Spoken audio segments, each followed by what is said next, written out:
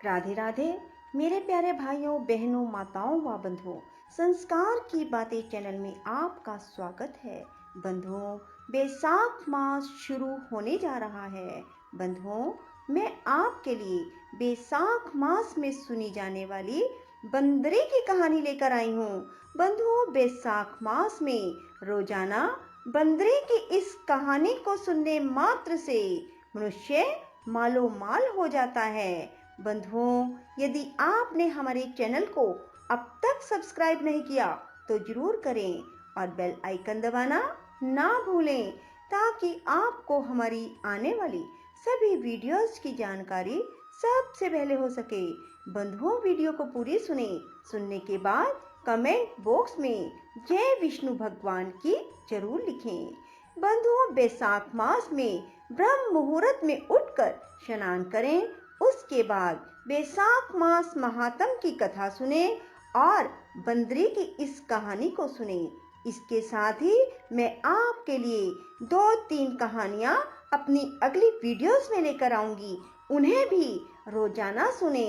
ऐसा करने से भगवान विष्णु शीघ्र अपने भक्तों पर प्रसन्न होते हैं और उनकी मनोवांछित इच्छाएं तो पूरी करते ही हैं, उन्हें आर्थिक संपन्नता भी प्रदान करते हैं। बोलो विष्णु भगवान की जय हो।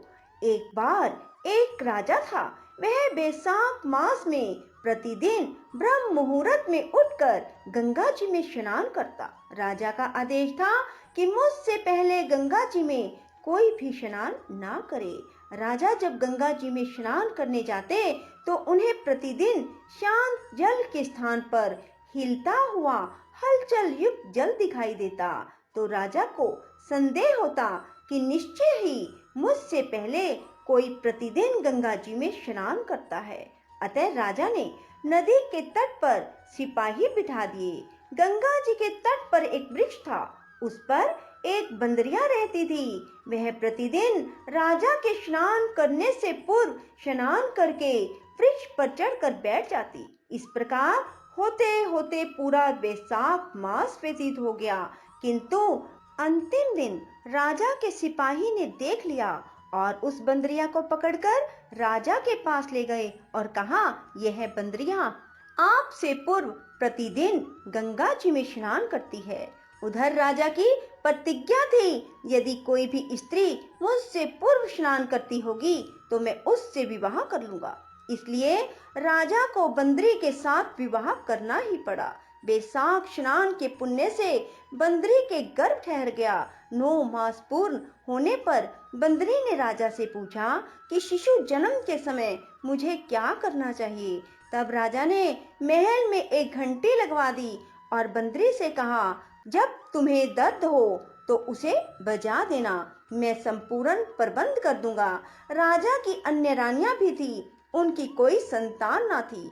बांदरी को गर्भ है, यह समाचार जानकर अन्य रानियां मन ही मन बांदरी से ईर्ष्या करने लगी और भावी संतान का नाश करने हेतु विभिन्न योजनाएं बनाने लगी। घंटी लगी देखकर एक रानी ने बंदरी से इसका कारण पूछा।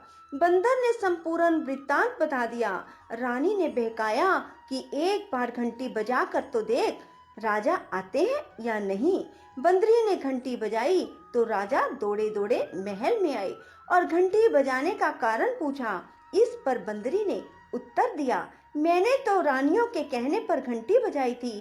तब रानियों ने राजा से कहा, यह तो पशु और ना जाने कितनी बार घंटी बजाएगी। इस प्रकार कहकर उन्होंने घंटी को हटवा दिया। कुछ दिनों बाद बांदरी के शिशु जन्म का समय आया तो उसने अन्य रानियों से पूछा, मैं क्या करूं। तब रानी ने कहा, तुम आंखों पर पट्टी बांधकर सो जाओ। बंदरी के बैसाख मास के स्नान के पुण्य प्रताप से एक सुंदर पुत्र बांदरी के हुआ। शिशु के जन्म होते ही उसके रोने से पूर्व ही रानियों ने उसे एक टोकरी में रखकर दासी को दे दिया और आदेश दिया, इसे नदी में बहा कर आओ। और उस शिशु के स्थान पर एक पत्थर रख दिया। राजा को भी कहलवा दिया कि बंदरी ने एक पत्थर को जन्म दिया है। राजा ने सुना तो उन्होंने भी संतोष कर लिया कि जब दूसरी रानियों के संतान नहीं है तो यह तो बांदरी है, इसके क्या संतान होगी। उधर दासी ने उस सुंदर शिशु को नदी में ना बहाकर कुम्हार के खंदड़ में रख दिया। दूसरे दिन कुम्हार कुम्हारिन खंदड़ में आए तो वहां एक सुंदर शिशु को रोते हुए देखा। कुम्हार कुम्हारिन भी निसंतान थे। उन्होंने उस शिशु को अपने लिए भेजी गई भगवान की भेंट माना और बड़े प्रेम से शिशु का पालन पोषण करने लगे। कुछ बड़ा हुआ तो बालक को यह ज्ञात हुआ कि वह रानी बांदरी का पुत्र है, जिसको रानियों ने मरवाना चाहा था।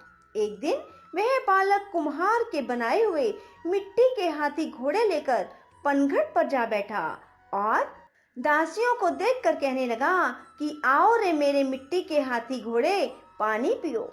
जब दासियों ने यह बात सुनी तो वह हंसने लगी और बोली, अरे मोर, कभी मिट्टी के हाथी घोड़े भी पानी पीते हैं क्या? इस पर उस बालक ने कहा, कभी बंदरी के पत्थर जन्म लेता है क्या? उस बालक की यह बात दासियों ने जाकर महल में कही। तब रानियों ने दूसरे दिन विष मिलाकर लड्डू उस बालक के लिए भेजे। ईश्वर की कृपा से लड्डू गोंद और बादाम के हो गए और उन लड्डू को खाने से उस लड़के की मृत्यु नहीं हुई। यह समाचार दासी ने रानी को कहा और रानी ने राजा से कहकर कुम्हार को देश निकाला दिलवा दिया। कुम्हार वन में रहने लगा। इसके बाद अगले वर्ष चित्र माह में माता गणगौर के पूजन का दिन आया तो वह बंदरी का पुत्र 108 करवे और 108 गोली लेकर घड़े में पानी भरकर बगीचे के बाहर बैठ गया।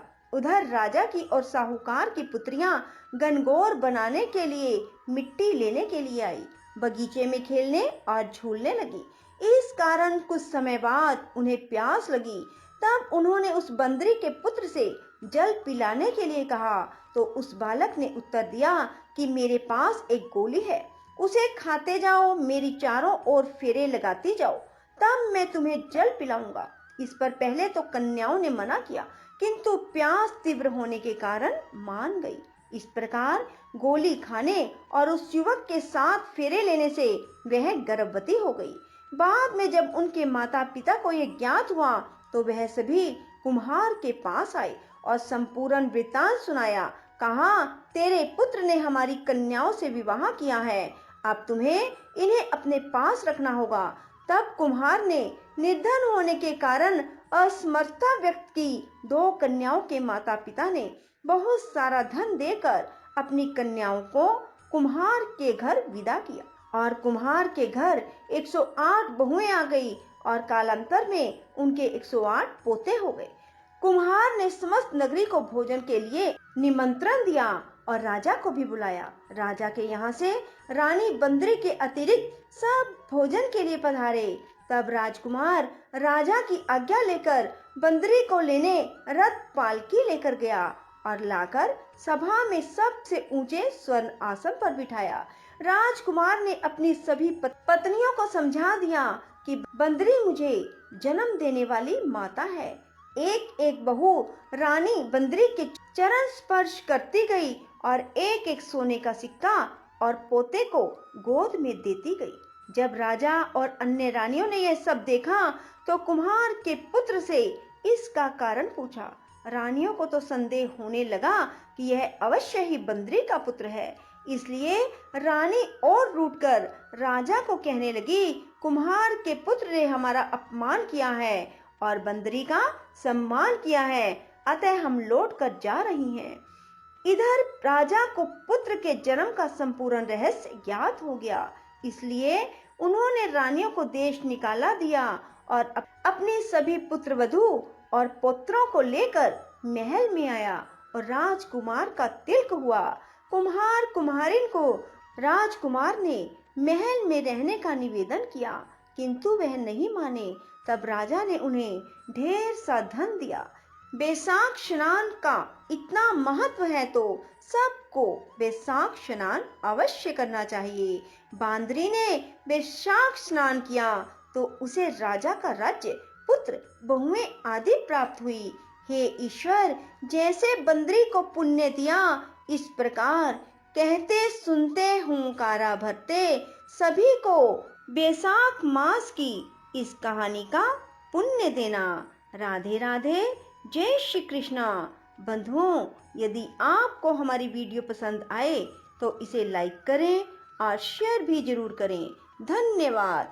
बंधुओं, जितना आप इस कथा को शेयर करेंगे उतना ही आपका पुण्य बढ़ता जाएगा।